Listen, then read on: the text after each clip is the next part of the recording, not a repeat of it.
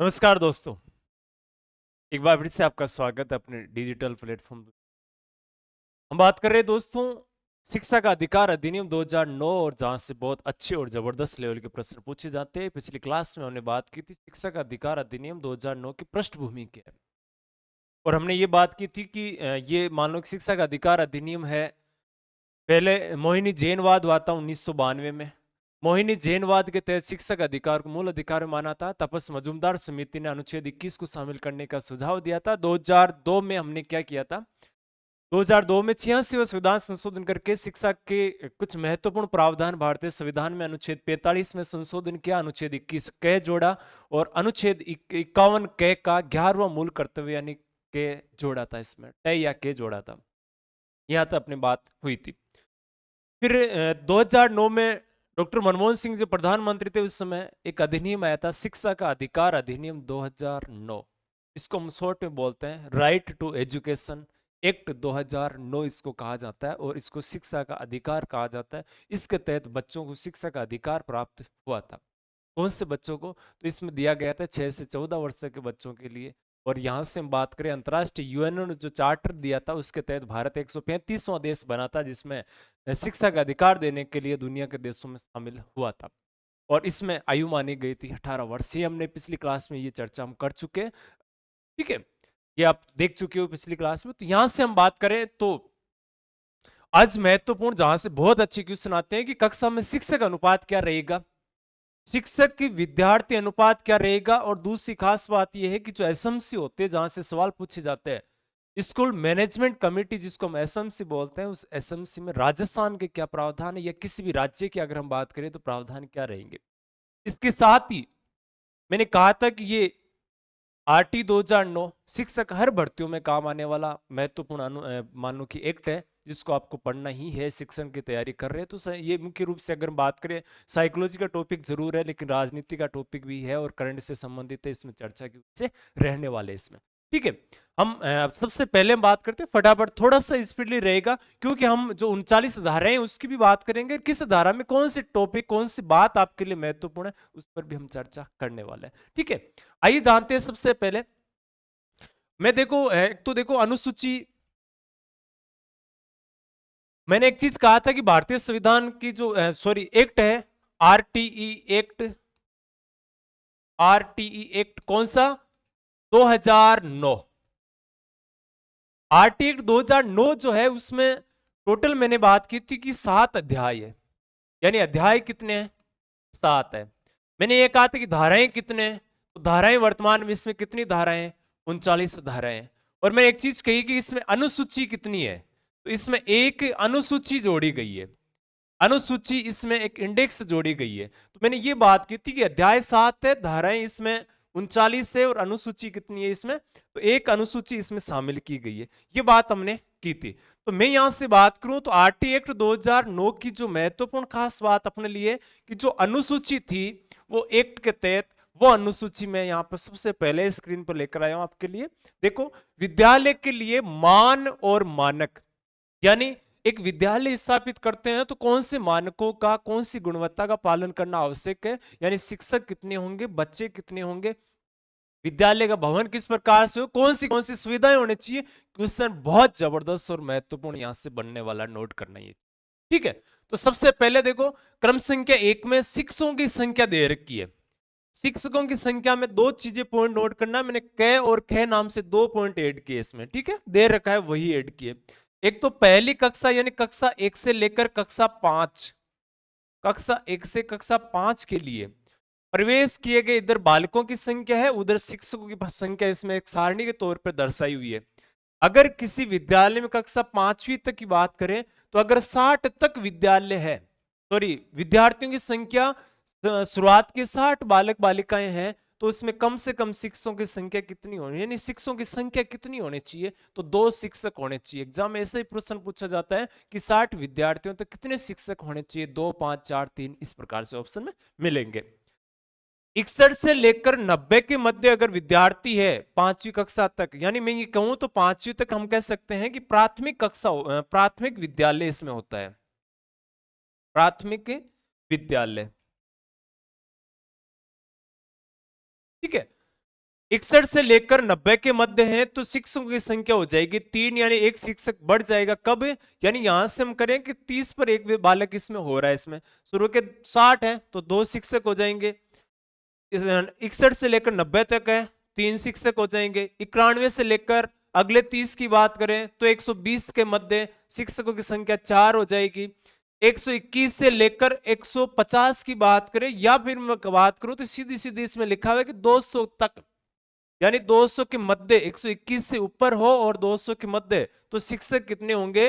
5 शिक्षक होंगे। यानी शुरुआत की मैं एक चीज कहूं तो 30-30 का अनुपात इसमें बढ़ रहा है, ध्यान रखना, ठीक है। 150 बालकों से अधिक अगर संख्या, देखो 150 बालक यानी 150 121 से लेकर 150 की बात करें, 150 से अधिक अगर बालक हो जाते हैं तो ऐसी स्थिति में एक 500 शिक्षक होंगे और एक प्रधान अध्यापक यानी हेड मास्टर होगा। यहाँ पे हेड मास्टर की पोस्ट यहां पर आ जाएगी इसमें। कब? अगर 150 से अधिक बालक है तो नोट क्या करना है, शुरुआत के 60 में एक शिक्षक है, फिर मान लो कि 90 तक अगर बालक है तो शिक्षक कितने, सॉरी शुरुआत के 60 में संख्या कितनी हो जाएगी अपने? 2 शिक्षक। 90 तक बालक है 3 शिक्षक। 120 तक बालक है 4 शिक्षक। यहां से अगर बात करें 150 तो 150 की बजाय 121 से लेकर 200 तक शिक्षक कितने हो जाएंगे? 5। और अगर 150 से प्लस बालक है तो सीधी सी बात है कि 5 + 1, यानी यहां से एक हेडमास्टर और हो जाएगा इसमें शामिल। 200 बालकों से अधिक छात्र और शिक्षक अनुपात है, यानी 200 से अधिक है तो छात्र और शिक्षकों का अनुपात किसी भी स्थिति में 40:1 से ज्यादा नहीं होना चाहिए। यानी 40 छात्र पर एक शिक्षक, या 30 के अनुपात पे चल रहा है ना, तो 40 से और प्रत्येक 40 पर एक शिक्षक, यानी इससे अधिक नहीं होगा, किसी भी स्थिति में नहीं होना चाहिए। और इसमें प्रधान अध्यापक को छोड़कर प्रधान अध्यापक इसमें अलग से इंक्लूड है, ध्यान रखना, ठीक है। तो ये शिक्षकों की संख्या इसमें दे रखी है। दूसरा पॉइंट नोट करना कि छठी कक्षा से लेकर 8वीं कक्षा यानी कक्षा 6 से लेकर 8 तक की क्या स्थिति है? कक्षा 6 से 8 तक, और 6 से 8 किस में आता है? तो मैं ये कह दूं कि उच्च प्राथमिक में आ जाता है, उच्च प्राथमिक विद्यालय इसमें आ जाता है। कम से कम प्रति कक्षा एक शिक्षक, यानी हर कक्षा के अकॉर्डिंग एक शिक्षक होना चाहिए। इस प्रकार होगा कि निम्नलिखित प्रत्येक के लिए कम से कम एक शिक्षक हो, यानी इस सब्जेक्ट के हिसाब से। तो विज्ञान और गणित का एक शिक्षक कम से कम होना चाहिए, सामाजिक अध्ययन का एक शिक्षक होना चाहिए। भाषा भाषा की बात करें तो भाषा अपने होते हैं हिंदी, इंग्लिश और संस्कृत भाषा या अन्य तो कोई भी तीसरी लैंग्वेज हो सकती है, एक शिक्षक इनका होना चाहिए। और प्रत्येक, दूसरी पॉइंट क्या दे रखा है कि प्रत्येक 35 बालकों के लिए कम से कम एक शिक्षक, यानी 35 बालकों पर कितने शिक्षक होने चाहिए? एक शिक्षक, यानी 35 पर एक शिक्षक कम से कम होना चाहिए। जहां 100 से अधिक बालकों को प्रवेश दिया गया है वहां पर एक पूर्णकालिक प्रधान अध्यापक यानी हेड मास्टर या हेड टीचर होना चाहिए, 100 से अधिक अगर बालक है विद्यालय में तो। और इनके लिए अंशकालिक यानी पार्ट टाइम जो टीचर होते हैं वो होने चाहिए। जैसे कला, आपने देखा होगा कि आर्ट के लिए कला शिक्षा के लिए सब्जेक्ट होता है। स्वास्थ्य एवं शारीरिक शिक्षा ये एक सब्जेक्ट होता है। कार्य अनुभव जिसको हम बोलते हैं SUPW वगैरह, इसमें ये चीजें आपने मेरे हिसाब से कहीं भी देखी है तो आपने ये जरूर देखा होगा कि इनका सिर्फ बच्चों के लिए क्या करवाते हैं, डायरेक्ट पेपर जरूर होते हैं। डायरेक्ट पेपर में देखते हैं कि अच्छा ये सब्जेक्ट अपने है का, बाकी इसके पर्टिकुलर बहुत कम चांस होते हैं ये सब्जेक्ट पढ़ाने को आपको नहीं मिलते अक्सर देखने को, ठीक है। तो मेरे कहने का मतलब है कि ये कक्षा 6 से 8 तक की स्थिति, तो कम से कम 35 पर कितने शिक्षक होने चाहिए? एक शिक्षक होने चाहिए। और पिछले हमने 5वीं तक ये कहा था किसी भी कंडीशन में 40 से अधिक बालक, 40 बालकों पर एक शिक्षक से अधिक अनुपात नहीं होना चाहिए, ठीक है। दूसरी बात इसमें पॉइंट नोट करना कि विद्यालय का जो भवन है उसकी क्या कंडीशन है। ये सिर्फ सिंपली आपको याद रखना है, भवन ऐसा हो कि सभी मौसम वाले भवन जिसमें ये शामिल होंगे। प्रत्येक शिक्षक के लिए कम से कम एक कक्षा और एक कार्यालय, सह भंडार, सह प्रधान अध्यापक कक्ष होना चाहिए, ठीक है। कम से कम हर कक्षा के लिए एक भवन होना चाहिए। दूसरी बात है कि कार्यालय, सह भंडार भी साथ में चल सके, प्रधान अध्यापक के कक्ष भी होना चाहिए, डॉक्यूमेंट वगैरह नेतृत्व वगैरह करना। और विद्यालय में बाधा मुक्त पहुंच होनी चाहिए, यानी रास्ता ठीक होना चाहिए, ऐसे स्थान पे विद्यालय हो। लड़कों और लड़कियों के लिए पृथक शौचालय होना चाहिए। टॉयलेट की व्यवस्था अलग अलग होनी चाहिए लड़के लड़कियों के लिए। सभी बालकों के लिए सुरक्षित और पर्याप्त पेयजल सुविधा होनी चाहिए। शुद्ध और पेयजल सुरक्षित व्यवस्था भी होनी चाहिए। जहां दोपहर का भोजन विद्यालय में पकाया जाता है वहां एक रसोई घर होना भी चाहिए। खेल का मैदान हो, बच्चे खेले, पीरियड भी होना चाहिए उनके लिए खेल का। सीमा यानी एक चार दीवारी होना चाहिए। अब जहां पर मान लो कि पक्की दीवार नहीं तो बाढ़ द्वारा, यानी जैसे आपने देखोगे विद्यालय में तारबंदी की होती है, तो कहीं ना कहीं उस प्रकार से ऐसे नहीं कोई भी जानवर, हिंसक जानवर आ जाए और मान लो कि विद्यालय में घुसे, ऐसी स्थिति भी नहीं होना चाहिए। तो विद्यालय भवन की सुरक्षा की व्यवस्था हो। कक्षा 1 से कक्षा 5 तक की बात करें, देखो 1 से 5 तक की बात करें तो 200 कार्य दिवस, देखो ये महत्वपूर्ण है। एक शैक्षिक वर्ष में कार्य दिवस कितने होने चाहिए, ये बहुत महत्वपूर्ण और कई बार एग्जाम में यहां से क्वेश्चन पूछा जाता है। एक तो देखो कक्षा 1 से लेकर 5वीं तक की अगर मैं बात करूं तो देखो इसमें कार्य दिवस कितने, तो कम से कम 200 कार्य दिवस होने चाहिए।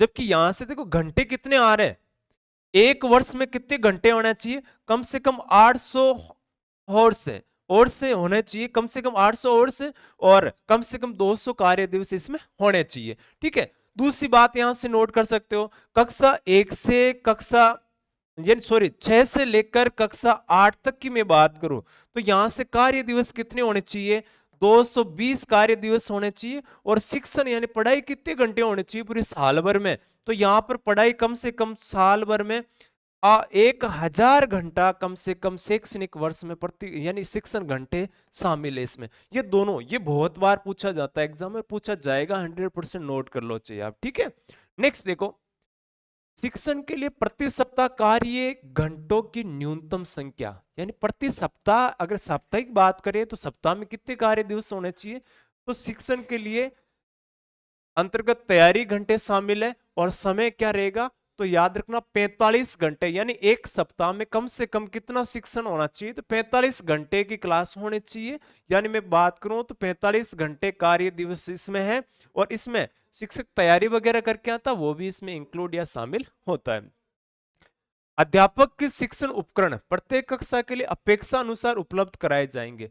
शिक्षण उपकरण वगैरह जिसमें क्या आता है, जैसे मान लो कि बोर्ड है, हो सकता है डिजिटल बोर्ड हो तो बहुत ही अच्छी बात है, उसके लिए कोई विशेष बात है ही ये तो। ठीक है, इसके अलावा अगर हम बात करें तो अपेक्षा अनुसार उसके लिए उपलब्ध करवाए जाएंगे, ये महत्वपूर्ण है। बाकी जितने भी उपकरण है, मान लो कि झाड़न जिसको डस्टर बोलते हो आप, ठीक है, अगर चौक का प्रयोग है तो चौक है, डिजिटल है तो डिजिटल सिस्टम उपकरण वगैरह। बाकी जैसे मान लो कि बच्चों को कोई मैप माध्यम से समझाना चाहते हो तो वो सारी चीजें उपलब्ध होनी चाहिए, या फिर चलचित्र के माध्यम से कैसे भी समझाना चाहते हो वो उपकरण वगैरह उसमें बच्चों के लिए होने चाहिए ये चीजें। ठीक है, पुस्तकालय यानी लाइब्रेरी, प्रत्येक विद्यालय में एक लाइब्रेरी यानी पुस्तकालय होगा जिसमें समाचार पत्र क्या क्या आएंगे, ये देखो समाचार पत्र, पत्रिकाएं, सभी विषयों के ऊपर पुस्तकें, जिनके अंतर्गत कहानी की पुस्तकें भी शामिल है, बच्चों को रुचि उत्पन्न हो कहानियां पढ़े इसमें। ठीक है, ये चीज शामिल है। खेल सामग्री, खेल क्रीड़ा उपकरण प्रत्येक कक्षा अपेक्षा अनुसार ये भी उपलब्ध करवाए जाए। आपने देखा होगा कहीं झूला लगाए होते हैं, कहीं वॉलीबॉल क्रिकेट वगैरह, ये जितनी भी वाला सामग्री उपलब्ध जहां जो जिस खेल से संबंधित बच्चे होते हैं उनके लिए उपलब्ध करवाए। अब देखो मेरी यहां से बात है मुख्य रूप से कि जो भारतीय इसमें जो आरटी एक्ट है ना 2009, आरटी एक्ट 2009, 2009 में अध्याय तो कितने हैं, तो मैंने कहा था कि अध्याय की संख्या टोटल है 7। और मैं अगर यहां से ये कहूं कि अध्याय के अलावा धाराएं कितनी है, तो इसमें धाराएं कितनी है, तो धाराएं इसमें 39 धाराएं, यानी मैं 39 धाराओं को थोड़ा सा डिटेल से समझाने के लिए यहां से आपको इतना नोट करना, मैं जहां अंडरलाइन करूं वो चीज महत्वपूर्ण आपके लिए। ठीक है, ये चीज आपको क्या करनी है, नोटिस करनी, और इसके अकॉर्डिंग आपको चलना है। ठीक है, नेक्स्ट देखो इसमें धारा 1 क्या कहती है, धारा 1 में संक्षिप्त नाम, ये चीज हम पढ़ चुके हैं, ये चीजें धाराएं तो पढ़ चुके, लेकिन इसमें है क्या, बस ये चीज हल्की सी माइंड में आपको रखनी है। संक्षिप्त नाम, विस्तार और प्रारंभ किसमें दिया हुआ है, पहली धारा में दे रखा है। ठीक है, इस अधिनियम का संक्षिप्त नाम क्या दिया हुआ है, तो इसका नाम दिया गया निःशुल्क और अनिवार्य बाल शिक्षा का अधिकार अधिनियम 2009। कौन सी भाग में, तो पहली धारा में इसका शॉर्ट नाम टाइटल दिया है। पूरे अधिनियम में सारी चीजें इंक्लूड है, उसको शॉर्ट करके इसमें शामिल किया गया है। ठीक है, इसका विस्तार, विस्तार का मतलब ये कहां कहां लागू होगा भारत में।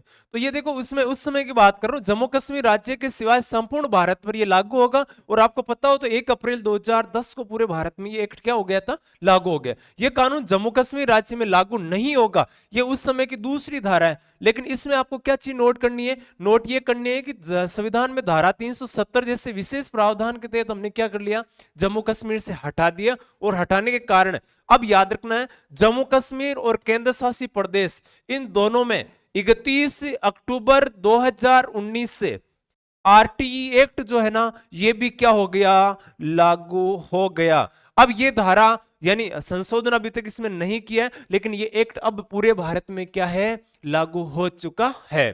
ठीक है, पहले ही अगर हम बात करें तो पहली मान लो कि पहले अध्याय की अगर हम बात करें, पहली धारा की बात करें, तो इसमें देखो उस तारीख को लागू होगा जो केंद्र सरकार राजपत्र में, तो तारीख कौन सी है, राजपत्र में कौन सी एंट्री करी, ये मोस्ट है, याद रखना है। यानी आरटी एक्ट कब लागू हुआ, 1 अप्रैल 2010 को। तिथि कौन से में लिखी हुई है, तो धारा 1 में लिखी हुई है, इस समय लागू होगा। 1 के तीसरे भाग में एंट्री है। फिर देखो चौथा और पांचवा, ये जो धारा है ना, पहली धारा के 5 उपभाग है ना, चौथा और पांचवा हमने बाद में जोड़ा था इसमें।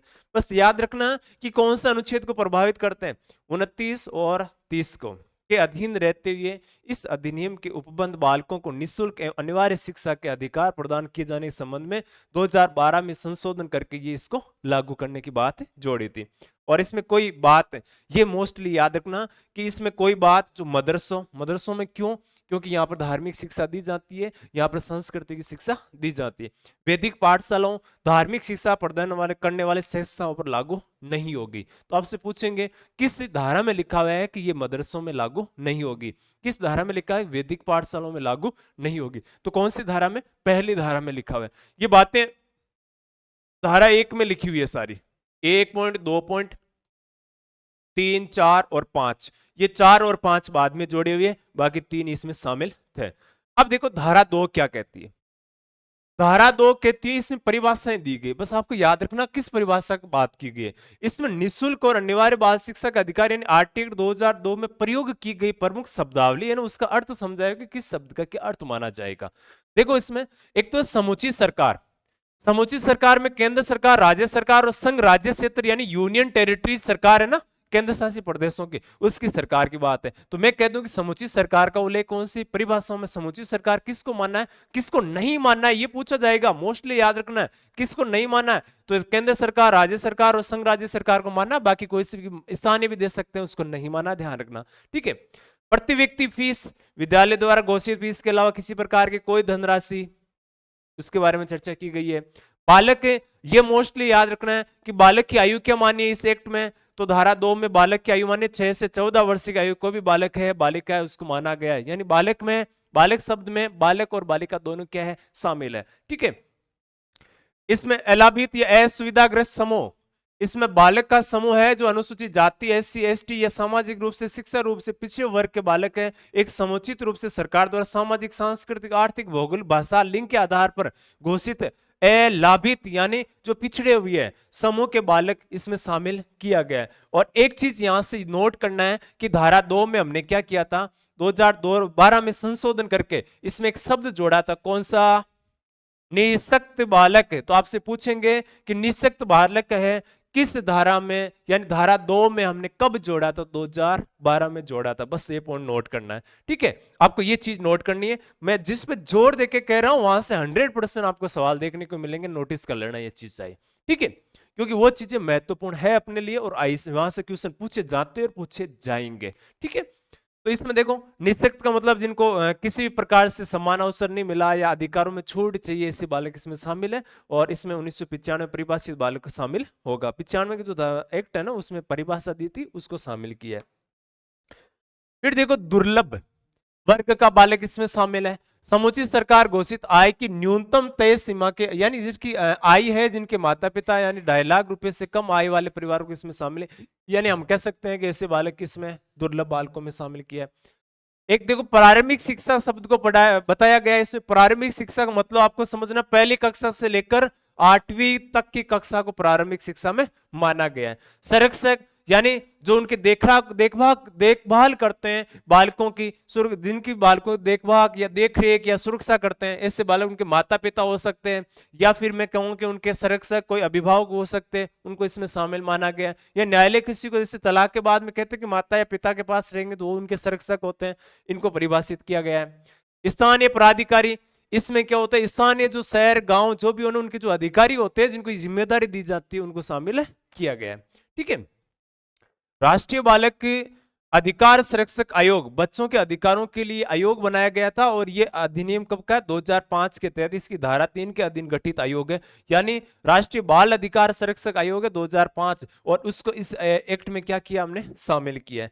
अधिसूचना, केंद्र राज्य सरकार राजपत्र में प्रकाशित कोई नोटिफिकेशन होता है उसको शामिल किया गया है। ठीक है। माता पिता अच्छे से जानते हो, प्राकृतिक या सौतेला माता पिता शामिल है। विहित, इसका अर्थ है लिखा हुआ, माना गया या दिया गया है।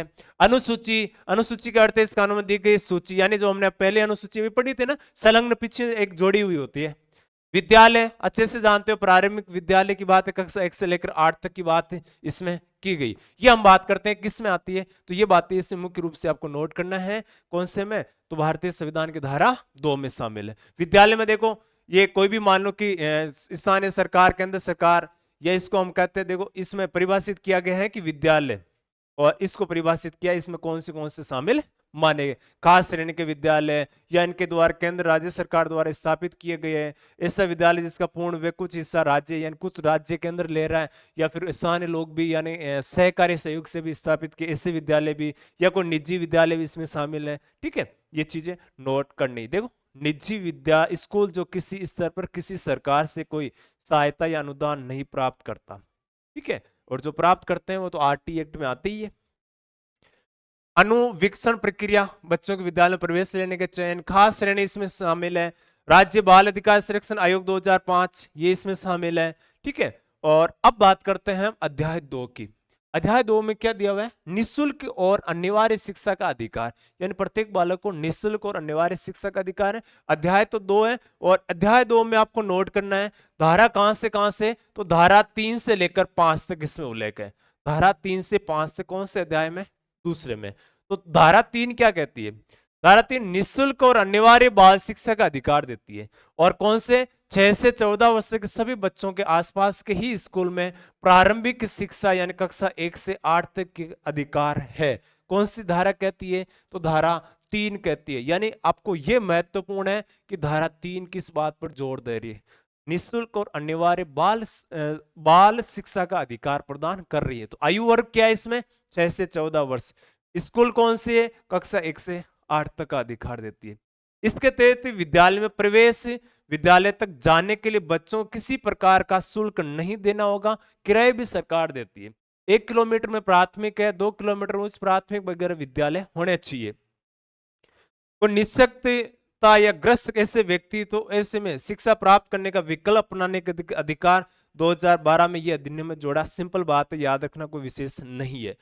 धारा 4 कहती है, धारा ऐसे बालकों जिन्हें प्रवेश नहीं दिया गया या जिन्होंने प्रारंभिक शिक्षा पूरी नहीं की, उनके लिए प्रवेश देने के उपबंध कौन सी धारा कर रही है, तो धारा इसमें कर रही है 4थी धारा। ठीक है, नामांकित या स्कूल के बीच में छोड़ चुके बच्चों को उनकी उम्र के हिसाब से कक्षा में प्रवेश मिलेगा। यानी अगर कोई बालक या बालिका 8 वर्ष की है तो उसे कक्षा 3 में, 9 की है तो 4 में, 10 की है तो 5वीं क्लास में। ये पॉइंट नोट करना है कि आपसे क्वेश्चन इसमें से पूछा जाता है कि अगर कोई बालक या बालिका जिसकी आयु 8 वर्ष है तो आप कौन सी कक्षा में उसको प्रवेश दोगे।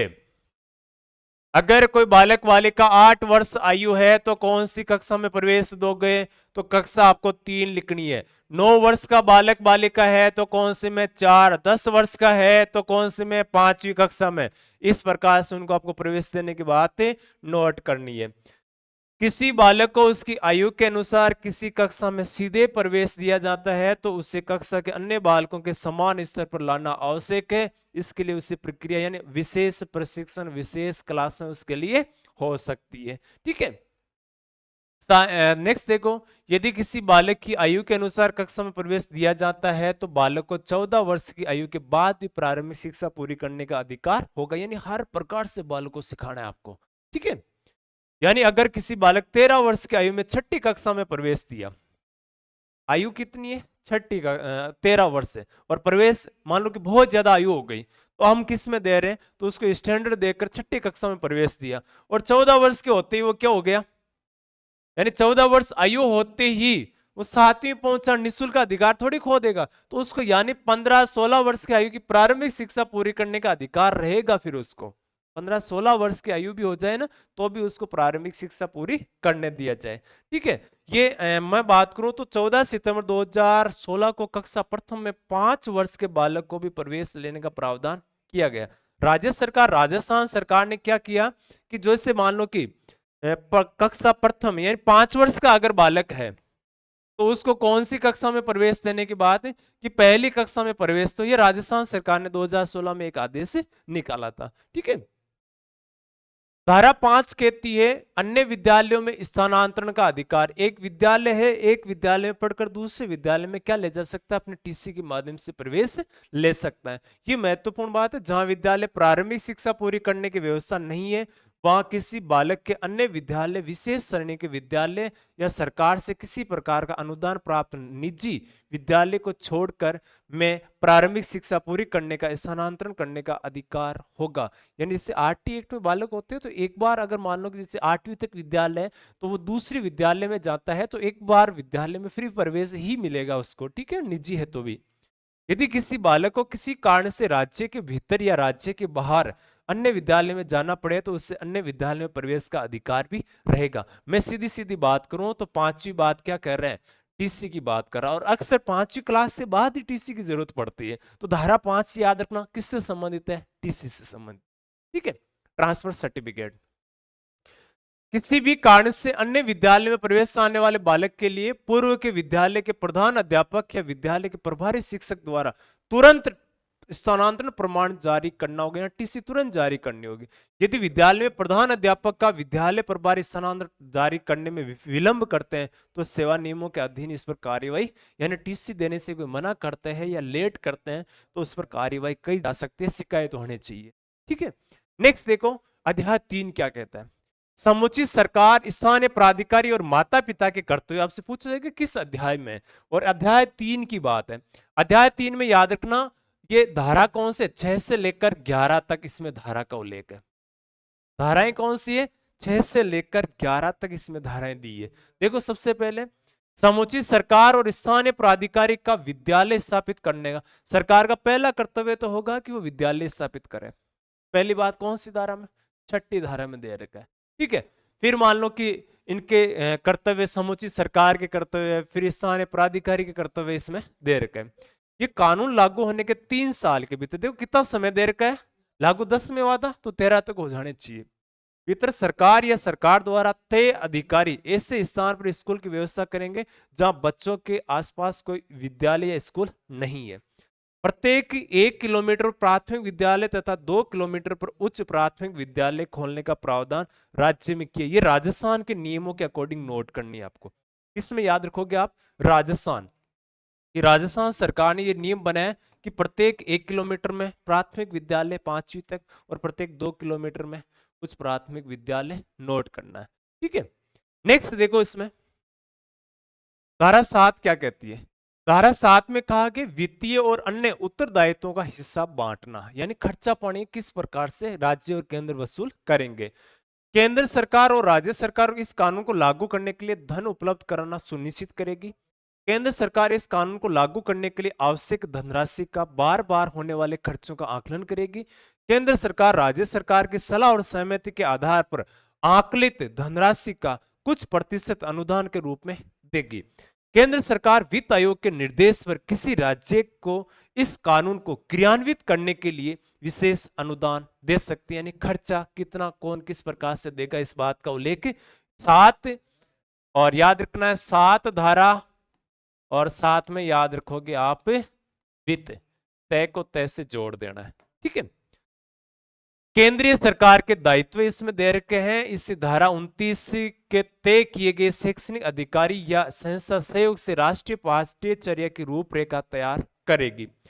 शिक्षकों के प्रशिक्षण के लिए मानकों को विकसित और लागू करेगी। राज्य सरकारों को शिक्षा के क्षेत्र में दिए जाने वाले नवाचारों, अनुसंधान, नियोजन, क्षमता संवर्धन के लिए तकनीकी सहायता और संसाधन उपलब्ध करवाएगी। ठीक है। धारा 8 की बात करें, यहां पर मोस्टली पूछा बहुत बार जाता है कि समुचित सरकार का, देखो 6 में तो है कि केंद्र सरकार और राज्य सरकारें, जो भी समुचित सरकार है, उनके कुछ दायित्व बनते हैं कि वो मान लो कि इस विद्यालय स्थापित करें। और राजस्थान में 1 किलोमीटर 5वीं क्लास तक के और 2 किलोमीटर तो 8वीं क्लास तक विद्यालय स्थापित का प्रावधान है। 7 में वित्त का प्रावधान है और 8 में समुचित सरकार के क्या दे रखे, कर्तव्य इसमें दे रखे। ठीक है। देखो इसमें धारा 8 की मैं बात करूं तो सभी बच्चों 6 से 14 वर्ष की बात है, निःशुल्क और अनिवार्य प्रारंभिक शिक्षा कक्षा 1 से 8 तक उपलब्ध करवाएगी। ठीक है। दूसरी बात, परंतु यदि माता पिता संरक्षक बच्चे को किसी निजी स्कूल, प्राइवेट स्कूल में या गैर सरकारी सहायता प्राप्त प्रवेश दिलाते हैं तो उस पर आने वाले खर्च का पुनर्भुगतान के लिए सरकार के समक्ष दावा नहीं किया जा सकेगा। ठीक है। एक चीज यहां से नोट करना है,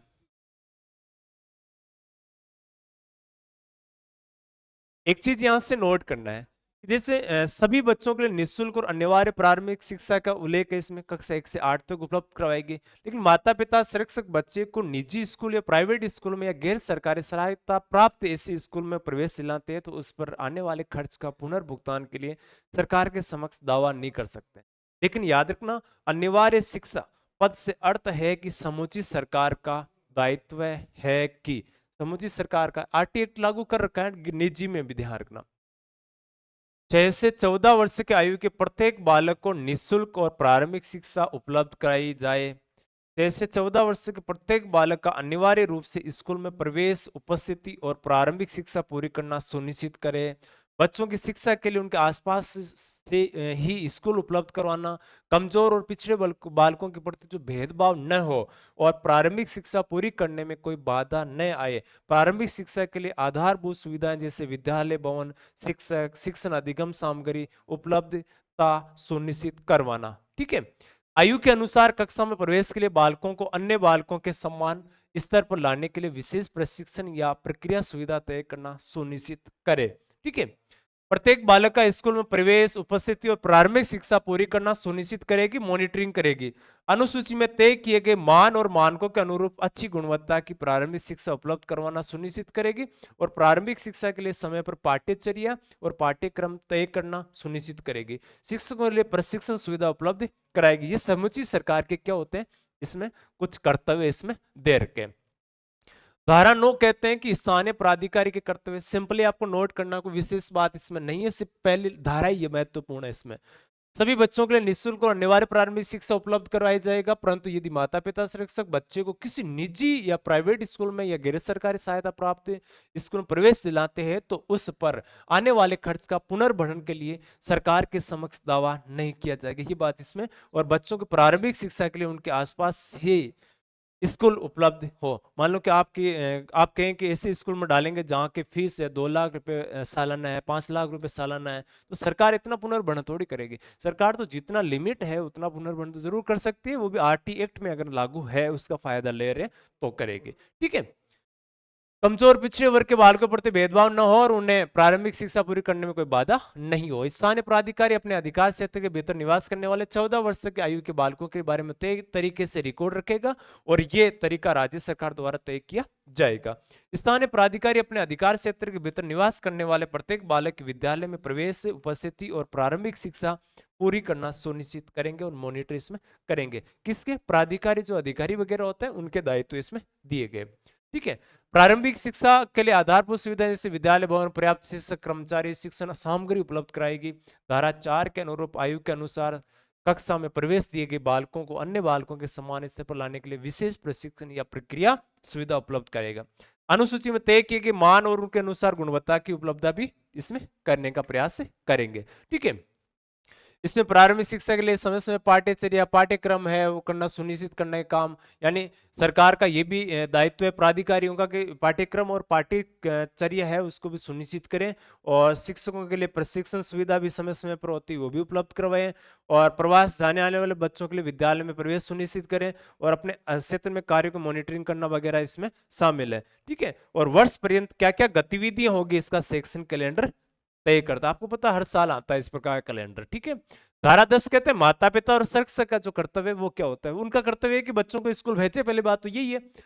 उनका कर्तव्य जिम्मेदारी होगी कि बच्चों को आसपास विद्यालय में प्रवेश दिलाएं और नियमित विद्यालय भेजें। ठीक है, यही कर्तव्य है।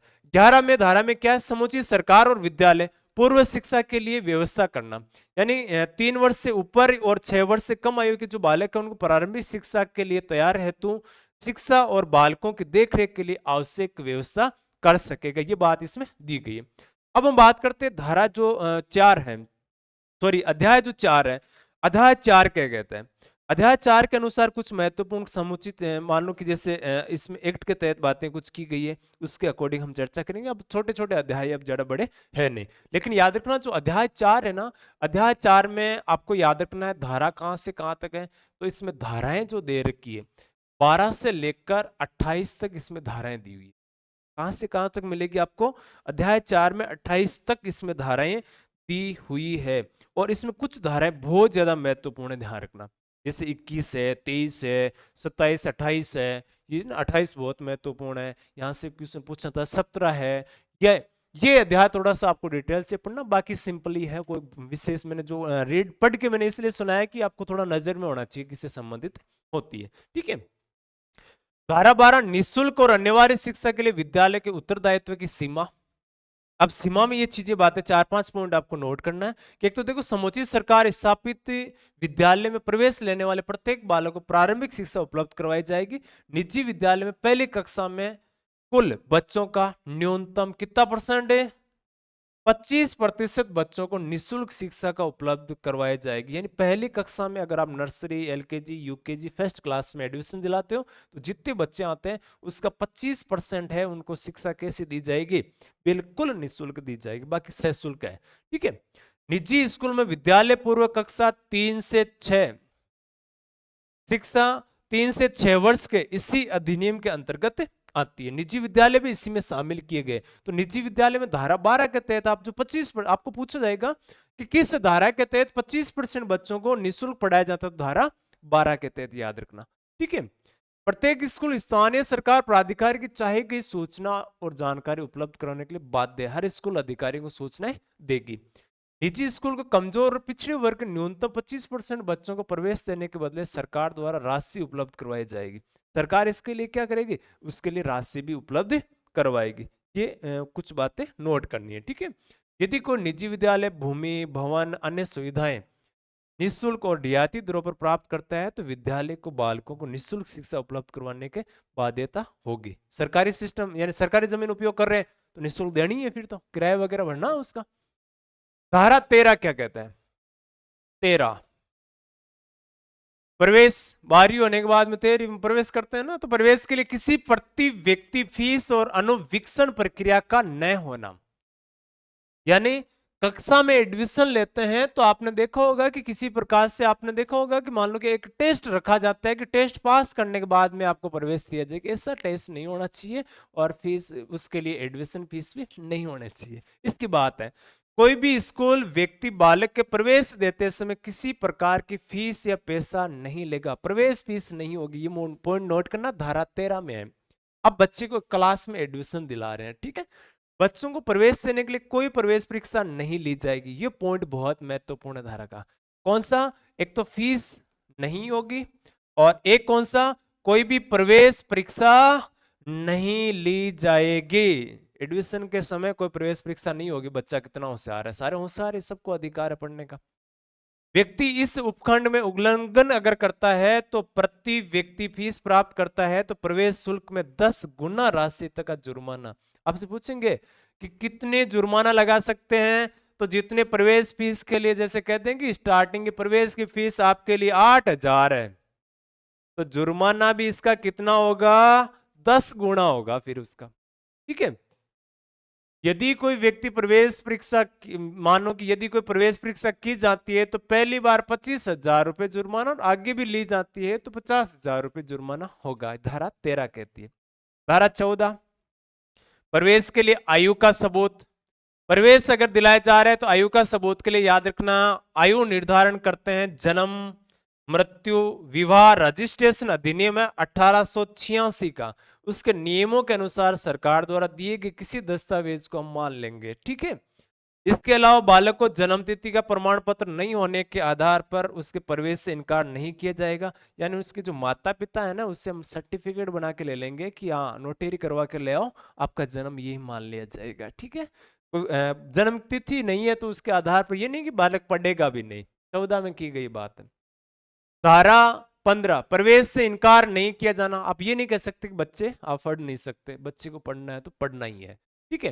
बालक को शैक्षिक सत्र के प्रारंभ में या उसके अवधि के दौरान तक प्रवेश दिया जाएगा जो कि सरकार द्वारा तय की जाएगी। अब सरकार निर्धारित करती है कि 31 जुलाई तक एडमिशन होंगे, 15 अगस्त तक एडमिशन होंगे, सरकार कहते हैं कि 15 सितंबर तक होंगे, तो कौन सी बड़ी बात है। परंतु किसी बालक का प्रवेश से इनकार नहीं करेंगे यदि ऐसा प्रवेश अवधि के बाद भी दिया जाना आवश्यक है। यदि बालक अवधि के पश्चात प्रवेश दिया जाता है तो सरकार द्वारा तय किए गए तरीका बताते हैं उनका अध्ययन पूरा करवाया जाएगा, ठीक है। ये चीज भी नोट करना। सरकार ने एक आदेश आया था 14 सितंबर 2016 को, शैक्षिक सत्र प्रारंभ की तिथि 6 माह की अवधि तक कभी भी बालक को प्रवेश ले सकते हैं। राज्य सरकार की बात है, ध्यान रखना, राज्य राजस्थान की बात हो रही, ठीक है। राज्य सरकार ने शैक्षणिक सत्र 22-23 के लिए प्रारंभिक शिक्षा में प्रवेश वर्ष पर्यंत खुला रखा था। 2022-23 में साल भर बच्चों को एडमिशन दो चाहे आप, है ना। कोरोना के बाद की स्थिति है, ध्यान करना। धारा 16 कहती है रोकने और निष्कासन पर प्रतिबंध। बच्चे को प्रवेश दिया जाता है तो कक्षा में नहीं रोका जाएगा। प्रवेश प्राप्त बालक को कक्षा में बैठने का अधिकार भी है, प्रवेश देकर कागजों में नहीं करना पूरा खाना पूर्ति। विद्यालय से प्राथमिक शिक्षा पूरी किए जाने पर निष्कासित नहीं किया जाएगा। निःशुल्क ये जो एक्ट आया था ना अधिनियम 2009, इसमें 2019 में संशोधन क्या किया हमने। इस संशोधन में मूल अधिनियम की धारा 16 और धारा 38 में आंशिक संशोधन किया गया 10 जनवरी 2019 को, और धारा 16 में संशोधन करके ये धारा उपधारा 1, 2, 3, 4 जोड़े गए, यानी 3-4 लाइनें और जोड़ दी। किसमें? धारा 2019 में, धारा 16 में और 38 में। तो धारा 16 में क्या संशोधन करके ये जोड़ा हमने, तो 16 में तो जोड़ा प्रत्येक शैक्षणिक वर्ष के अंत में कक्षा 5 और कक्षा 8 की नियमित रूप से परीक्षाएं होगी। बोर्ड का परीक्षाएं हो रही है ना, ठीक है। अंत में यदि कोई कक्षा 5 और कक्षा 8 परीक्षा में असफल हो जाता है तो उसे अतिरिक्त शिक्षण दिया जाएगा और परीक्षा परिणाम घोषित किए जाने की तारीख से 2 माह के भीतर पुनः परीक्षा देने का मौका मिलेगा। तो मान लो कि फेल हो जाए 8वीं में, 5वीं में बोर्ड को पेपर है, बच्चा डिप्रेशन में और फेल भी हो जाए, तो सरकार कहती है कि फिर 2 महीने की तैयारी करके दूध पिलाओ, खिलाओ, घी खिलाओ, मजबूत करो, बादाम खिलाओ, फिर परीक्षा दिलाओ, तो अगली बार बालक क्या होगा, सफल होकर दिखाएगा इसमें, ठीक है। तो ये मुख्य मुद्दा दिया। इसमें धारा 3 में एक चीज और जोड़ी हमने कि अनुमानित प्रदान करती है कि 5वीं या 8वीं कक्षा दोनों कक्षाओं में बच्चे पुनः परीक्षा में अनुत्तीर्ण होने पर बच्चे को उस कक्षा में रोक सकती है। अब देखो इसमें एक लाइन और जोड़ दी कि फिर और एग्जाम दे रहा है, बादाम खिलाया बाद में भी बालक असफल हो जावे तो डट भाई 1 साल और पढ़ लगा। सरकार ये निर्धारित कर सकती है कि बच्चे को प्राथमिक शिक्षा पूर्ण होने तक किसी भी कक्षा में प्रवेश कक्षा में नहीं रोका जाए, और प्राथमिक शिक्षा पूर्ण होने पर तो अगली कक्षा में बैठना ही, रोकना का। 4 क्या कहते हैं, प्रारंभिक शिक्षा पूरी की जाने विद्यालय में निकाला नहीं जाएगा, पढ़ना तो है ही बालक को, निःशुल्क। और ये एक्ट क्या कहते हैं कि 2009 प्रारंभिक शिक्षा पूरी होने तक बच्चे को पिछली कक्षा में रोकने को प्रतिबंधित करने वाले प्रावधान को संशोधन करता है, रोकेगा नहीं, उसको आगे बढ़ने दिया जाएगा। अब देखो धारा 17 बहुत महत्वपूर्ण, आप मार खा के बैठे हो ना बहुत सारे जो टीचरों से अध्यापकों का, उनके लिए है। डंडे खाए हो, मुर्गे बन के आए हो, है ना, हाथ खड़े करके आए हो, बदमाशी करके आए हो, तो धारा 17 आपको बचाने का प्रयास था, लेकिन आप पढ़ने का मौका अब मिला है आपको। बचने का कोई ऑप्शन नहीं था ना, तो ये बचने का अब ऑप्शन आया, लेकिन आप कहते कि गुरुजी ठीक ही तो करता है ना। तो ये याद रखना, बालक को शारीरिक दंड और मानसिक उत्पीड़न का प्रतिषेध है। बालक को एक तो डंडे नहीं मार सकते, थप्पड़ नहीं मार सकते, गालियां नहीं दे सकते, बालक को डिप्रेशन में नहीं ला सकते। यानी ये बहुत महत्व, 17 बच्चे के लिए खतरा, शिक्षक के लिए खतरा। डंडे नहीं मार सकते, किसी बालक को शारीरिक मानसिक रूप से प्रताड़ित नहीं किया जाएगा, बच्चों को मारपीट, देखो मारपीट नहीं होगी, ना ही उन्हें अपमानजनक गालियां वगैरह, तू तो बदमाश है, तू तो निकम्मा है, इस प्रकार के कोई शब्दों का प्रयोग नहीं, कि वो सब, अरे सब चांद हुआ है अपने परिवार का, कौन सो निकम्मो है, कोई निकम्मो का हर परिवार के लिए। यानी अपने एक चीज जो है, कोठारी आयोग ने कहा था कि भारत का भविष्य, कोठारी आयोग ने कहा था कि भारत का भविष्य भारत की कक्षाओं में पल रहा है। भविष्य को आप कैसे गालियां दे सकते हो, भविष्य को कैसे मारपीट कर सकते हो, नहीं कर सकते, आप ध्यान रखना, ठीक है। इसमें उल्लंघन करने प्रत्येक व्यक्ति के खिलाफ उससे संबंधित सेवा नियमों के अंतर्गत, कुल मिला के हम तो एक ही करते हैं कि मास्टर भी क्या कर सकते हैं, कार्रवाई हो सकती है। भाई साहब डंडो किए मारे के, हमारा छोरा का है ना। धारा 18 क्या कहती है, मान्यता प्राप्ति अभिप्राप्त किए बिना किसी विद्यालय का स्थापित न किया जाए। आपको मान्यता प्रमाण पत्र लेना होगा, 18 कहता है मान्यता प्रमाण पत्र लेकर फिर विद्यालय स्थापित हो सकता है। ऐसा नहीं कि आप कौन सी सरकार, कौन से प्रमाण पत्र, हम तो विद्यालय चलाएंगे, तो यहाँ कोई अपने ना तो नाथी का बाड़ा है, ना ही कोई और प्रमाण पत्र है इसमें। ये कानून लागू होने के बाद कोई भी नया स्कूल बिना सरकार की पुनर्अनुमति और प्रमाण पत्र के बिना नहीं खोला जा सकता। बस सीधी सी बात, इसमें अधीन अधिकारी ये प्रारूप तय करते हैं, अवधि तय करते हैं, तय तरीके से तय शर्तों के अधीन देखते हैं कि भवन है कि नहीं, चारदीवारी सुरक्षा है नहीं, खेल का मैदान है कि नहीं, शौचालय वगैरह व्यवस्था है नहीं, अलग अलग लड़कियों लड़कों के लिए, तब मान्यता अनुमति देंगे विद्यालय को, तब तक मान्यता अनुमति नहीं देते। ठीक है, धारा 19 में वह एक स्कूल के लिए तय किए गए मानदंड पूरे नहीं करता। धारा 19 से पढ़ेंगे मापदंड क्या है। मान्यता की शर्तों के उल्लंघन पर तय अधिकृत प्राधिकारी एक लिखित आदेश द्वारा स्कूल की मान्यता वापस लेगा, परंतु आदेश में लिखा जाना आवश्यक है कि जिस विद्यालय की मान्यता समाप्त हो रही है उसके पास मान्यता प्राप्त स्कूल कौन सा है। जहां यानी किसी विद्यालय के मैं कहूं तो अगर किसी की मान्यता समाप्त कर रहे हैं तो कौन सा ऐसा विद्यालय जिसमें उन बच्चों को डाला जा सकता है, उन बच्चों का भविष्य खराब नहीं होना चाहिए, भविष्य के अकॉर्डिंग ये फैसला लिया जाता है अगर वापस भी लेते हैं तो। ठीक है, मान्यता प्राप्त होने की तारीख का कार्य जारी, समाप्त होने की तारीख के बाद में कार्य जारी नहीं रख सकते। जो प्रमाण पत्र है कोई बिना विद्यालय स्थापित करता है तो चलाता है, तो मान्यता प्राप्त करने के बाद स्कूल चलाता है, यानी बिना किसी प्रकार से इस पर डॉक्यूमेंट है ही नहीं, रजिस्ट्रेशन है ही नहीं, तो 1 लाख रुपए का क्या करना होगा, जुर्माना देना होगा। जितने दिन चलाता है प्रत्येक दिन उससे हिसाब से 10,000 रुपए जुर्माना दे होगा। ठीक है, इसके बाद भी चलाता है मान्यता रद्द होने तो हर दिन का 10,000 और जुर्माना चिपका सकते हैं भाई साहब जाने वाले, है ना। धारा 19 कहती है विद्यालय के मान और मानक, 19 महत्वपूर्ण है, ये भी नोट करना। मान मानक क्या है, नए और पुराने स्कूलों की धारा 18 के अंतर्गत तय मापदंड पूरे ना करने पर मान्यता नहीं दी जाएगी। पहली बात तो ये मापदंड तय होते हैं। दूसरी बात है कानून लागू होने से पहले स्थापित स्कूल में जो मान्यता प्राप्त होने के समय मापदंड को पूरे नहीं करते हैं उन्हें अपने खर्चे पर 3 वर्ष के भीतर तय मापदंड पूरे करने होंगे। खर्चा गवर्नमेंट नहीं देगी, ध्यान रखना। आपको कि मैं स्कूल तो मैं खोल रहा हूँ और विद्यालय के लिए ग्राउंड स्कूल दे यानी सरकार देगी, तो खुद को ही करने हैं भाई साहब खर्च निजी को। यदि कोई विद्यालय उपधारा के अनुसार अवधि के भीतर विद्यालय के मान और पूरा नहीं करता है मानकों को, असफल रहता है, तो धारा 18 की उपधारा 1 के तहत अधिकारी विद्यालय को जारी की गई मान्यता उपधारा के अनुसार, यानी कुल मिला के उनकी मान्यता क्या कर सकते हैं, वापस ले सकते हैं। और फिर भी नहीं करता है तो उसके बाद कार्य नहीं कर सकेगा। ठीक है, मान्यता समाप्त किए जाने के बाद भी कोई विद्यालय कार्य जारी रखता है तो उसके 1 लाख रुपए जुर्माने की बात तो थी, और प्रतिदिन 10,000 वाली ये लाइन भी यानी अपने 18 में भी थी और 19 में फिर चिपका दी। ठीक है, धारा 20 क्या कहती है, अनुसूची का सारांश, अनुसूची का संशोधन करने की शक्ति, यानी अनुसूची में संशोधन। हमने अनुसूची पढ़ी थी ना अभी, सबसे पहले अनुसूची पढ़ी थी, कितने विद्यार्थी कितने उसके अनुपात होने चाहिए।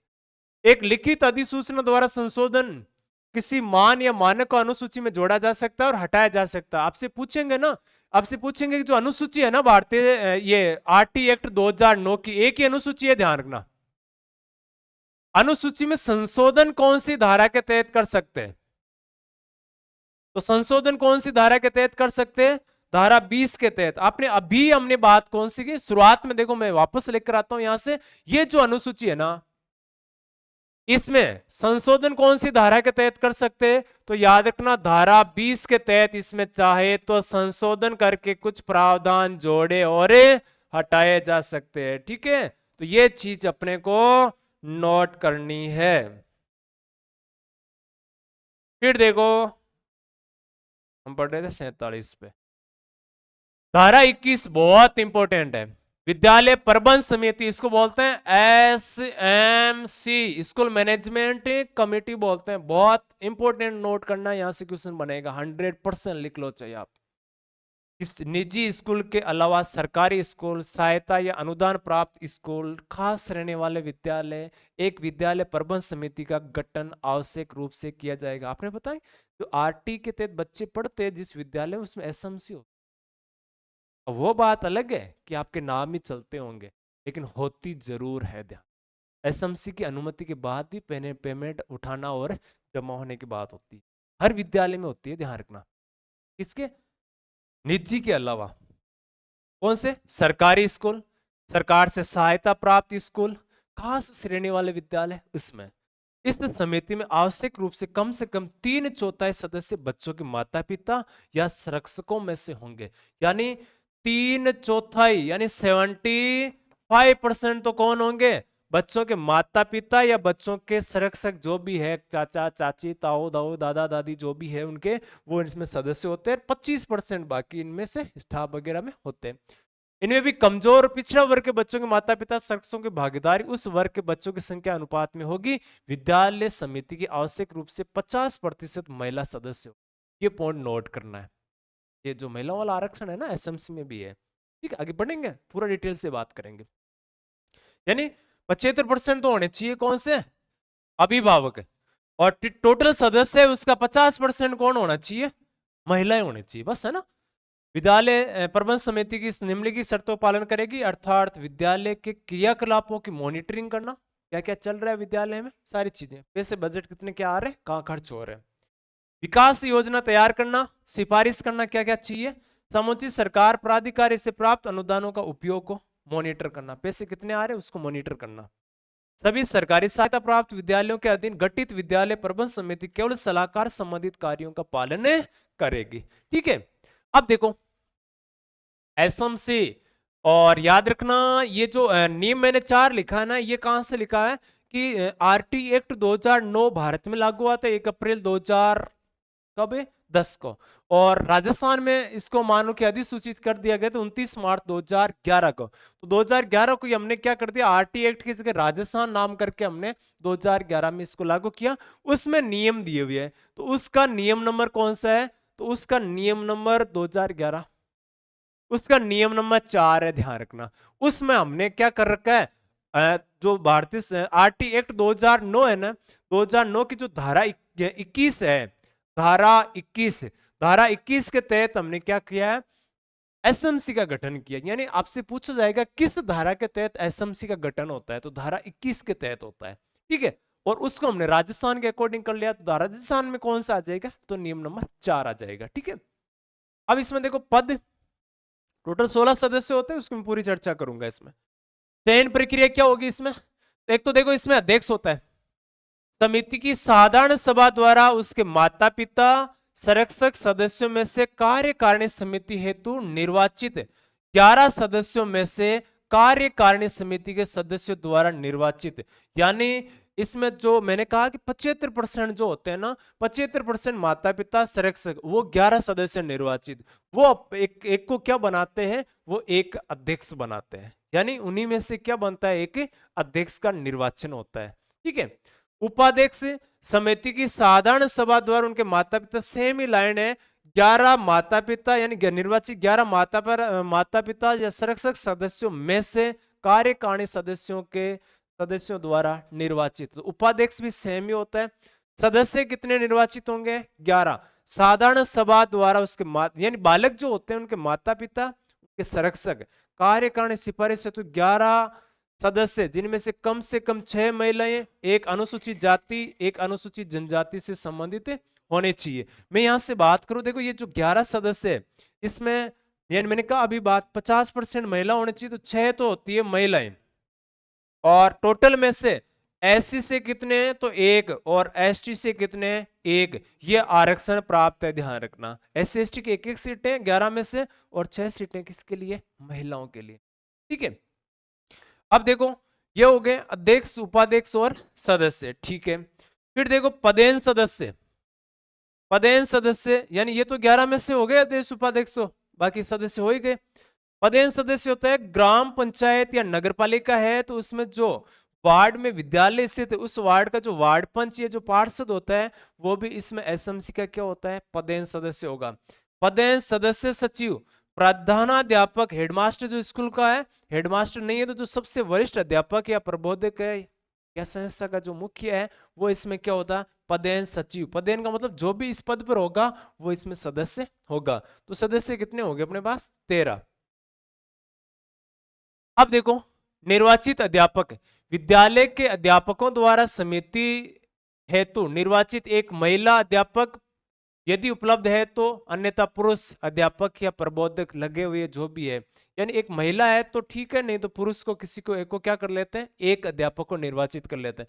मनोनीत सदस्य, विद्यालय परिक्षेत्र में विधानसभा सदस्य यानी एमएलए द्वारा नामित ऐसे 2 व्यक्ति, इसमें कम से कम एक महिला हो, एक और माता पिता संरक्षक सदस्यों में से एक माता पिता या उसके संरक्षक सदस्यों में से दूसरा उस क्षेत्र के शिक्षाविद या बालक बालिका, यानी 2 सदस्य मनोनीत किए जाते हैं। तो या तो शिक्षा से अच्छा जुड़ा हुआ व्यक्ति होना चाहिए, या हम कह सकते हैं कि माता पिता या संरक्षक जो भी बालक है उनके संबंध में। तो मैं एक चीज कहूं तो 11 सदस्य तो क्या है इसमें, निर्वाचित है, ठीक है। और 11 सदस्य में याद रखना, एक तो इन्हीं में से क्या बनेगा, अध्यक्ष, और एक इन्हीं में से क्या बनेगा, उपाध्यक्ष बनेगा। अध्यक्ष और उपाध्यक्ष इन्हीं में से शामिल रहेगा, ठीक है। दूसरी बात याद रखना आपसे मैं कहूं कि पदेन सदस्य, तो एक तो पदेन सदस्य कौन सा होता है, एक तो हो गया वहां से जो पदेन सदस्य सचिव हो गया, पदेन सदस्य कौन सा, तो उस वार्ड पंच का हो गया। एक पदेन कौन हो गया, प्रधानाध्यापक या हेडमास्टर। तो एक तो पदेन सदस्य पंच हो गया, मैं कह दूं वार्ड पंच, या कह दूं जहां पर पार्षद है वहां पार्षद हो गया। एक पदेन सदस्य आपको नोट करना है, एक पदेन सदस्य आपको नोट करना है, हेडमास्टर।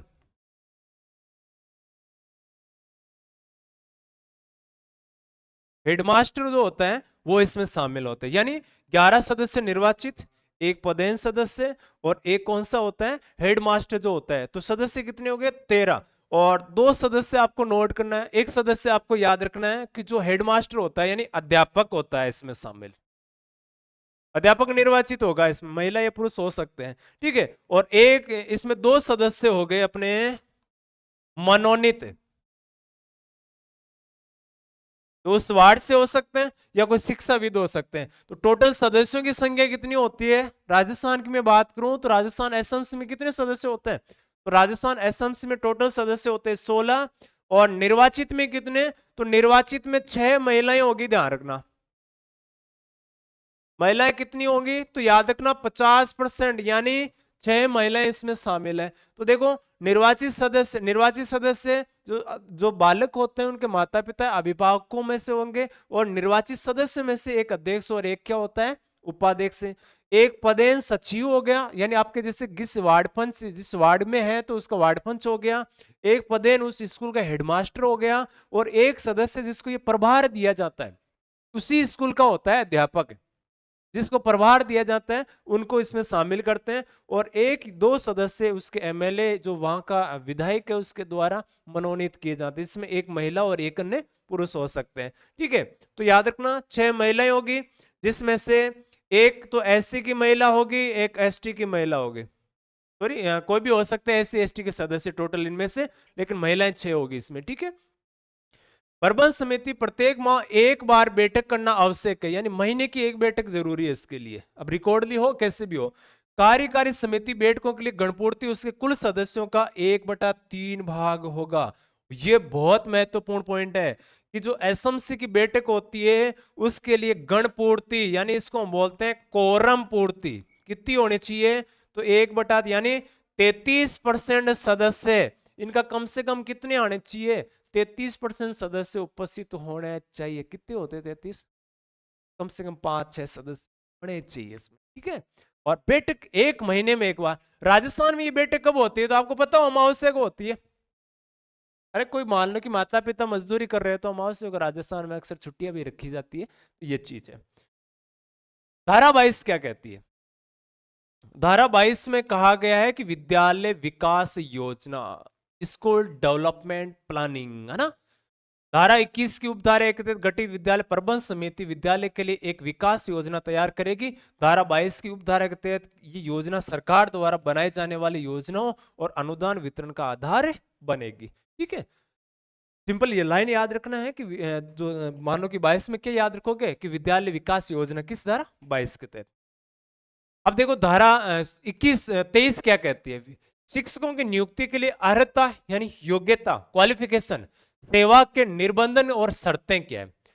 कोई भी व्यक्ति जिसके पास केंद्र सरकार द्वारा घोषित शिक्षा अधिकारी द्वारा तय की गई न्यूनतम योग्यताएं है तो शिक्षक के रूप में नियुक्ति के लिए पात्र होगा। जैसे आप रीट करते हो तो रीट करने के बाद में कोई भी विद्यालय निजी में पढ़ा सकता है, और रीट के बाद में जैसे आप मेंस पास कर लेते हो, या फिर जैसे मान लो कि आप कोई भी शिक्षक योग्यता पास करने के बाद टीचर बनते हो तो इसमें योग्यता नियुक्ति हो सकती है, कोई बड़ी बात इसमें नहीं है। यदि किसी राज्य में अध्यापक शिक्षा के लिए पाठ्यक्रम या प्रशिक्षण देने वाली पर्याप्त संस्था उपधारा 1 के तहत चाहे गए उपयुक्त शिक्षक पर्याप्त संख्या में नहीं है तो केंद्र सरकार एक लिखित सूचना जारी करके शिक्षक भर्ती के लिए न्यूनतम अर्थात अधिकतम 5 वर्ष के लिए शिथिलता प्रदान कर सकती है या दे सकती है। ऐसे तो हो नहीं कि शिक्षक उपलब्ध नहीं हो, ठीक है, कर सकते हैं ऐसा, ठीक है। वर्तमान में ऐसे शिक्षक शिक्षिकाएं जो तय मापदंड के अनुरूप योग्यता पूरी नहीं करते तो उन्हें ये कानून लागू होने के 5 वर्ष के भीतर निर्धारित योग्यता हासिल करनी होगी, ठीक है। भारत सरकार ने आदेश जारी किया 17 अक्टूबर 2017 को, और 5 वर्ष के स्थान पर 9 वर्ष पढ़ा जाए ये कर दिया। तो आप याद रखना पहले 5 वर्ष था, 2017 में इसको 5 की जगह कितना कर दिया, 9 वर्ष कर दिया। शिक्षक को दिया जाने वाला वेतन और भत्ते सेवा शर्तें नियम सुनिश्चित सरकार द्वारा तय किए जाएंगे। 24 कहते हैं शिक्षक के कर्तव्य और शिकायतों का दूर करना। 30 के तहत जो शिक्षक नियुक्त होते हैं ना धारा 23 के तहत उनके कर्तव्यों का पालन करेगा। विद्यालय में उपस्थित होने की नियमितता और समय की पालना, पाठ्यक्रम संचालित करना, उसे पूरा करना, निर्धारित समय के अंदर पाठ्यक्रम पूरा करना, प्रत्येक बच्चे के पढ़ने के स्तर और गति की जांचना और दर्ज करना, आधार पर योजना और उनको पढ़ाना, और आवश्यकता हो तो अतिरिक्त कक्षाएं भी लेना इसमें शामिल है। माता पिता या अभिभावक को बच्चों की उपस्थिति नियमितता शैक्षिक स्तर के बारे में नियमित जानकारी देना। मैसेज आते हैं ना कि बच्चा कितना है आपका, ठीक है। सरकार द्वारा तय अन्य शैक्षिक कार्य, धारा 24 उपधारा 1 कहे गए कार्य ना किए जाने पर शिक्षक पर कार्यवाही की जाए, परंतु कार्यवाही से पूर्व शिक्षक या शिक्षिका को सुनवाई का अवसर दिया जाए। शिक्षक की समस्याओं को तय विधि से लागू दूर किया जाए। समस्या जो विधि है, समस्या है उनको विधि के अकॉर्डिंग दूर करे। धारा 25 ये महत्वपूर्ण है। जो 21 है, 17 है, 13 है, धारा 25, 28 है, मैं मोस्टली कर रहा हूं उनको नोट करना। छात्र शिक्षक अनुपात याद रखना। इस अधिनियम में पारित होने के 6 माह के भीतर अनुसूचित तय किया गया छात्र शिक्षक अनुपात बनाया जाएगा। हमने पहले जो अनुसूचित छात्र शिक्षक अनुपात है वो भी उस 20 के तहत उसमें संशोधन हो सकता है, और 25 के तहत अनुपात उसमें निर्धारित है। 2012 में अधिनियम संशोधन छात्र शिक्षक अनुपात तय करने की न्यूनतम सीमा 3 वर्ष से, यानी जो सीमा है वो 3 वर्ष से कर दी गई, ठीक है। और उसके पालन के किसी ऐसे स्कूल में नहीं लगाया जा सकता छात्र शिक्षक अनुपात ठीक नहीं है। उन शिक्षकों को धारा 27 के अंतर्गत तय किए गए कार्यों के अतिरिक्त शैक्षणिक कार्यों में भी नहीं लगाया जाएगा, ठीक है। फिर देखो मानव संसाधन और विकास मंत्रालय ने प्रेस नोट जारी किया था 9 फरवरी 2017 को। उसमें इन्होंने क्या बताया था, यानी मानव संसाधन विकास मंत्रालय, वर्तमान में इसका याद रखना है शिक्षा मंत्रालय नाम किया गया। प्राथमिक स्तर पर 30:1, उच्च प्राथमिक स्तर पर 35:1। प्राथमिक का मतलब क्या हो गया, कक्षा 1 से लेकर 5, उच्च प्राथमिक कक्षा 6 से लेकर 8, और माध्यमिक कक्षा 10 तक जो होती है कक्षाएं उनमें यानी 30:1, 30 बच्चों पर एक शिक्षक होना चाहिए। 35 बच्चों पर 8वीं तक की कक्षा है तो एक शिक्षक होना चाहिए, और माध्यमिक किसी ने 10वीं तक कक्षा है तो 30 बच्चों पर एक शिक्षक होना चाहिए।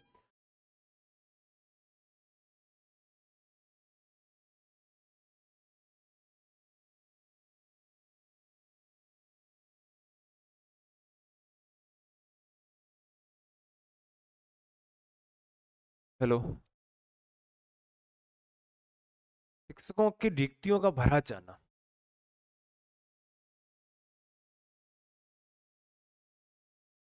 धारा शिक्षकों की रिक्तियों का भरा जाना। सरकार द्वारा स्थापित या सहायता प्राप्त विद्यालयों में कुल स्वीकृत पदों में से 10% से ज्यादा पद रिक्त नहीं रखे जा सकते। ठीक है, किसी भी स्थिति में जो पद होते हैं उनको 10% से का अधिक है वो रिक्त नहीं रखे जा सकते। ठीक है, किसी भी स्थिति में। धारा 26 कहते हैं। धारा 27 में याद रखना, गैर शैक्षिक परियोजनाओं के लिए शिक्षकों को अभी नियोजित किए जाने का प्रतिबंध दिया गया। शिक्षकों को अभी नियोजित किए जाने का प्रतिबंध। ठीक है, किसी भी शिक्षक द्वारा 10 वर्षीय जनसंख्या यानी कौन सा कार्य नहीं करवाएंगे, शिक्षण करवाएंगे, उसके अलावा 10 वर्षीय जनगणना है, आपदा राहत कार्यों में, पंचायती राज संस्थाओं में, स्थानीय निकायों, विधानमंडलों, विधानसभा के जो चुनाव होते हैं, संसदीय चुनाव, इनके अतिरिक्त कोई भी कार्य नहीं। आप पूछेंगे किस कौन सा कार्य शिक्षकों करा सकते हैं? जनगणना करवा सकते हैं, आपदा जब होते हैं, कोरोना में ड्यूटी लगाई थी ना मास्टरों की, पंचायती राज के चुनाव होते हैं, स्थानीय निकायों के जैसे नगर पालिकाओं के, विधानमंडल, विधानसभा, विधान संसद, लोकसभा चुनाव होते हैं, ये कार्य तो करवाएंगे। इसके अलावा कोई काम नहीं करवाएंगे। लेकिन शिक्षक भी कौन सा काम नहीं करने हैं, तो ये मोस्ट है, याद रखना। प्राइवेट ट्यूशन का प्रतिबंध है, ध्यान रखना। कोई भी शिक्षक या शिक्षक का शिक्षण क्रियाकलाप के स्वयं को नहीं लगाएगा, यानी प्राइवेट शिक्षण, निजी कोचिंग, निजी संस्थान पर शिक्षक सरकारी शिक्षक नहीं पढ़ा सकता। कौन सी धारा? 28 कहती है। अध्याय 5 प्रारंभिक शिक्षा का पाठ्यक्रम और उसका पूरा किए जाने की बात है। धारा 2 ही है, ध्यान रखना, 29 और 30। इसमें मूल्यांकन प्रक्रिया, प्रारंभिक शिक्षा के लिए पाठ्यक्रम और उसकी मूल्यांकन प्रक्रिया सरकार द्वारा लिखित सूचना द्वारा तय किए जाने वाले शैक्षिक अधिकारी संस्था के निर्देशन में तैयार होगी। राजस्थान में ऐसे शैक्षिक प्राधिकारी संस्था का नाम RSCERT या SIERT है। यानी राजस्थान राज्य शैक्षिक, मान लो जो शिक्षा, जहां से मान लो कि हम बात करते हैं जो पाठ्यक्रम जारी किया जाता है, एक तो देखो NCERT होती है, और राजस्थान में उसको हम क्या बोलते हैं? RS, Rajasthan state counselling education research training centre की हम बात करें तो इसमें, और SIERT के द्वारा ये कार्य किया जाता है। सरकार द्वारा शैक्षणिक प्राधिकारी संस्था पाठ्यक्रम मूल्यांकन प्रक्रिया तैयार करते समय निम्नलिखित बातों का ध्यान रखेंगे। पाठ्यक्रम मूल्यांकन प्रक्रिया संविधान में दिए गए मूल्यों को अनुरूप हो, सर्वांगीण विकास हो, उसमें बालक का ज्ञान, अंतःशक्ति, योग्यता का निर्माण हो, बच्चों को मानसिक और शारीरिक क्षमता के विकास का अधिकतम अवसर प्राप्त हो, सीखने सिखाने की प्रक्रिया बालकों के अनुरूप गतिविधि आधारित हो, खोजने की प्रवृत्ति बढ़ाने वाली हो, शिक्षा का माध्यम जहां तक हो सके बच्चों की मातृभाषा के अनुरूप हो, स्कूल में भय मुक्त वातावरण हो ताकि बच्चे स्वयं सोच विचार कर निर्णय ले सके, बच्चों के सीखने और समझने के व्यापक और सतत आकलन शिक्षण प्रक्रिया के दौरान ही हो। ठीक है। धारा 30 परीक्षा और समापन प्रमाण पत्र। प्रारंभिक शिक्षा यानी कक्षा 8, देखो धारा 30 क्या कहती है? कक्षा 8 पूरी करने तक किसी बालक को बोर्ड परीक्षा में बैठना आवश्यक नहीं होगा। यानी प्रारंभिक जो शिक्षा है वो पूरी 8वीं तक होगी और उस तक बालक को बोर्ड परीक्षा में बैठना आवश्यक नहीं होगा। एक बार शुरू किया गया था ये कि मान लो कि आवश्यक नहीं है, कि कम से कम प्रारंभिक शिक्षा पूरी करने के बाद में 8वीं बोर्ड में पढ़ेगा ना बच्चे, ये महत्वपूर्ण है। बच्चे को कक्षा 8 की शिक्षा पूरी करने का प्रमाण पत्र दिया जाएगा, सरकार द्वारा तय किया जाएगा। आपको पता है कि 8वीं पास करते क्या करते हैं? बहुत जबरदस्त सर्टिफिकेट देते हैं कि या आपने बहुत अच्छा काम किया, 8वीं कक्षा आपने बोर्ड की पास कर लिया, अब आगे कक्षा प्रमाण पत्र देते हैं, ध्यान रखना, वो डाइट के माध्यम से। धारा अध्याय 6 क्या कहता है? 31 से 34 तक बात करता है बालक के अधिकार को मॉनिटर करना, बालकों के अधिकारों का संरक्षण इसमें किया गया है। राज्य स्तर की गठित बालक अधिकार संरक्षण आयोग अधिनियम के अंतर्गत दिए गए कार्यों के अतिरिक्त निम्नलिखित कार्यों का भी पालन करेगा। इसके अलावा उसके अधीन तय किए अधिकारों की रक्षा, उपायों को परीक्षा पुनः अवलोकन करना, उनके प्रभावी कार्यान्वयन के लिए उपायों की प्रक्रियाओं की सिफारिश करना मुख्य बातें इसमें। निःशुल्क और अनिवार्य शिक्षा के बाल अधिकार संबंधी परिवादों की बात इसमें, कौन से परिवाद सुने जा सकते हैं, कौन से नहीं। ठीक है, निःशुल्क और अनिवार्य बालक के अधिकार संबंधी किसी विषय से जांच करते समय शक्तियां होगी कि वो उक्त बालक अधिकार संरक्षण आयोग अधिनियम धारा 14 और 24 के अधीन समूह समनुदेशित है की गई है। राज्य बालक अधिकार, यानी देखो इसमें राज्य में राज्य बालक अधिकार संरक्षण आयोग गठित नहीं किया गया है, तो वहां सरकार प्राधिकरण का गठन कर सकेगी। ठीक है, धारा 32 इसमें किए गए शिकायतों को दूर करना।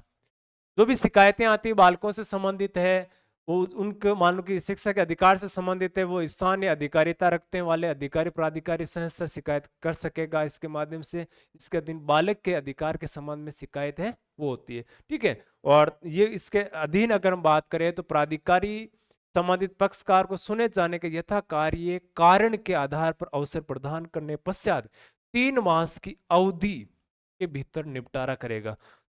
3 मास यानी 90 दिन में क्या करना होगा, शिकायतों का निपटारा करना होगा। इसके अलावा असहमति रखने वाले व्यक्ति बालक अधिकार संरक्षण के लिए राज्य आयोग की धारा 31 की उपधारा के तहत तयशुदा संसद अधिकारी समक्ष अपील करने का अधिकार, यानी कुछ बातें इसमें हमें मुख्य रूप से आपको 32 में पढ़ने को मिलेगी। 33 में राष्ट्रीय सलाहकार परिषद का गठन का बात इसमें की गई है, और ये केंद्र सरकार अधिसूचना के माध्यम से राष्ट्रीय सलाहकार परिषद क्या करेगी, देखो केंद्र सरकार ये गठन करेगी, बस इतना याद रखना है। और इसमें अधिकतम कितने सदस्य होंगे, अधिकतम इसमें 15 सदस्य होंगे, इसकी बात इसमें की गई है। ठीक है, मोस्टली इतनी सी पॉइंट आपको यहां से नोट करना है। और धारा 34 कहती है कि राज्य सलाहकार परिषद, देखो 33 में केंद्रीय सलाहकार है और धारा 34 क्या कहती है, राज्य सलाहकार, और इसका गठन कौन करेगी, इसका गठन करेगी राज्य सरकार, सलाहकार परिषद का गठन करेगी। ठीक है, इसे मुख्य रूप से याद रखना कि इसमें भी अधिकतम कितने सदस्य होंगे, तो आपसे पूछेंगे धारा 33 और 34 के अनुसार केंद्रीय सलाहकार परिषद और राज्य सलाहकार परिषद में अधिकतम सदस्य कितने होते हैं, तो अधिकतम सदस्य 15 होंगे। अध्याय 7 से प्रकरण है, कुछ बातें जो छूट गई है हमारे से वो बातें इसमें शामिल है। निर्देश जारी करने की शक्ति केंद्र सरकार की है, राज्य सरकार की है, वे निर्देश जारी कर सकते हैं, इनके पास में अधिकार है। और स्थानीय प्राधिकारी भी क्या कर सकते हैं, निर्देश जारी कर सकते हैं, ये इनके अधिकारों के बारे इसमें दी गई है। धारा 36 कहती है अभियोजन से पूर्व मंजूरी, और धारा 37 सद्भाव पूर्वक की गई कार्यवाही के लिए संरक्षण की बात करती है। धारा 38 से समुचित सरकार के नियम बनाने की शक्ति, महत्वपूर्ण सरकार नियम 38 के तहत बना सकती है जो भी बनाए जाते हैं। और नेक्स्ट अगर हम बात करें तो धारा 39 क्या कहती है, कठिनाइयों को दूर करने की केंद्र सरकार की शक्ति, जो कठिनाई सामने आती है उनको दूर करने की शक्ति किसकी, केंद्र सरकार की शक्ति इसमें दी गई। इस अधिनियम में संशोधन करके धारा 39 नामक एक नया प्रावधान जोड़ा गया, कब, 2012 में, और कठिनाइयों को दूर करने की केंद्र सरकार की शक्ति। याद रखना धारा 38 थी मूल में, फिर 2012 में एक धारा जोड़ी, और धारा कितनी हो गई, 39 धाराएं वर्तमान में। इसमें थोड़ी सी जानकारी कर लेते हैं राजस्थान की, यहां से मोस्ट है पॉइंट, महत्वपूर्ण है। राजस्थान निःशुल्क और अनिवार्य बाल शिक्षा का अधिकार नियमावली कब जारी हुई, तो 2011 में। देखो निःशुल्क और अनिवार्य बाल शिक्षा का अधिकार, नाम क्या जोड़ दिया, राजस्थान के तो होशियार है, राजस्थान तो जोड़ती है। और नियमावली कब आई, 2011 में। आरटी एक्ट 2009 की उपधारा, एक धारा है 38, उसकी शक्तियों का प्रयोग किया, और प्रयोग करते हुए अधिनियम में नियम प्रावधानों को क्रियान्वित हेतु राजस्थान निःशुल्क एवं अनिवार्य बाल शिक्षा का अधिकार नियमावली 2011 निर्मित कर 29 मार्च 2011 को अधिसूचना जारी की गई, तथा इस अधिनियम को 10 भागों में, कितने भागों में, ये जो नियम है ना राजस्थान, कितने भाग में, 10 भागों में। कितने नियम है, 29 नियमों का उल्लेख किया गया, जो निम्नलिखित प्रावधान यानी जिस प्रकार से है। ठीक है, और इसको भी हमने लागू कब किया, तो ये भी याद रखना है, ये हमने लागू किया 1 अप्रैल 2011 को। ठीक है, 1 अप्रैल 2010 भारत में, 1 अप्रैल 2011 राजस्थान में। नियम पहला देखो, इसमें समशिक्त नाम और प्रारंभ की बात है। इसमें राजस्थान नाम है, राजस्थान निःशुल्क और अनिवार्य बाल शिक्षा का अधिकार नियम 2011 29 मार्च को अधिसूचित किया गया, और इसका प्रकाशन किया था हमने 30 मार्च को, और लागू अगले दिन यानी 1 अप्रैल को हो गया था। ठीक है, इसमें देखो वैसे प्रारंभ की परिभाषाएं दे रखी है, क्या क्या जिसमें शामिल किया वो चीजें इसमें। पहले नियमावली जो दे रखी है उसमें विद्यालय प्रबंध समिति यानी एसएमसी का जो गठन है ना, एसएमसी का गठन, और धारा कौन से में है? धारा 21 के तहत है। कौन से में? धारा 21 में आरटी एक्ट 2009 के। इसमें संरचना और कर्तव्यों की बात की गई इसमें, ठीक है। और दूसरा पॉइंट याद रखना इसमें एसएमसी के गठन के नियम नंबर 3 की देखो थोड़ी सी। नियम 4 हमने पढ़ी लिया था, धारा 21 पढ़ी थी, वही नियम नंबर 4 है जो हमने इसके तहत हमें थोड़ा सा नोट करना है। और 16 सदस्य इसमें होते हैं, ठीक है। और इनकी जो बैठक होती है उसकी बात हमने कर ही ली थी कि अमावस्या को बैठक होनी चाहिए, एक गणपूर्ति इसमें होना चाहिए। विकास योजना नियम नंबर 5 में और धारा 22 की विकास योजना इसमें शामिल है, ठीक है। एक तो देखो ये चीज है, 1 से 5 और 6 से 8 तक के पृथक पृथक रूप से अतिरिक्त अध्यापकों, प्रधानाध्यापक, विषय अध्यापक, इनकी व्यवस्था की बात इसमें की गई, वो तो हमने पढ़ी चुके हैं। इसमें वही बातें इसमें शामिल की गई है, ठीक है। निःशुल्क एवं अनिवार्य शिक्षा का अधिकार, विशेष प्रशिक्षण नियम नंबर 6 इसमें दे रखा है। और एक चीज आपको नोट करना है जो हमने बात की थी, हमारे राजस्थान एक्ट 2011 का जो है ना उसके नियम में हमने बात की थी ना कि मान लो कि अनुपात जो दूरी क्या होनी चाहिए, तो कक्षा 1 से बालकों के लिए विद्यालय आसपास कितना, तो 1 किलोमीटर दूरी, और जो 6 से 8 कक्षा के बालक है उनके लिए विद्यालय दूरी कितनी होनी चाहिए, तो 2 किलोमीटर होने चाहिए। ये बात इसमें उल्लेखित की गई थी, ठीक है। कठिनाई वगैरह में बाकी सामान्य बातें इसके अकॉर्डिंग आपको नोट करनी है। यानी मैं अगर सीधे तौर पे बात करूं तो शिक्षा का अधिकार अधिनियम 2009, आरटी एक्ट 2009 बड़े स्पीड से, जबरदस्त और शानदार तरीके से, जहां से हमने 2 पार्टों में कर लिया, और 2 भाग सबसे महत्वपूर्ण आपके एग्जाम में, मैं कहता हूं इससे बाहर कुछ आने के चांस है ही नहीं। इतना पढ़ लो, आप चाहे रीट दो, आप चाहे रीट मेंस दो, आप चाहे फर्स्ट ग्रेड दो, एक ही क्वेश्चन यहां से बनने हैं। जितने साथी जुड़े बहुत बहुत आभार, जुड़े रहिए, ताजा जानकारी हमेशा के लिए इसी प्रकार से लेते रहिए। आज के लिए जय हिंद साथियों, बहुत कड़ाके की ठंड के साथ में इसी प्रकार पढ़ते रहिए। जय हिंद, नमस्कार साथियों।